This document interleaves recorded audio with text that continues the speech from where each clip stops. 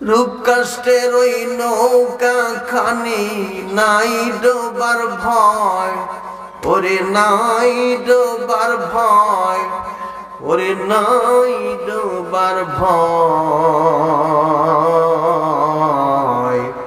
পারে কে যাবি নবীর নৌকাতে আয়, পারে কে যাবি নবীর নৌকাতে আয়। নবী না মানে যারা মুনাফিক কাফের তারা এই দুনিয়ায়। এই কথা বলছে নবী না মানে যারা মুনাফিক কাফের তারা এই দুনিয়ায়, ও তারা ডুবে যাবে একই ধাক্কায়, যে নদীর কুল কিনার নাই, যে নদীর কুল কিনার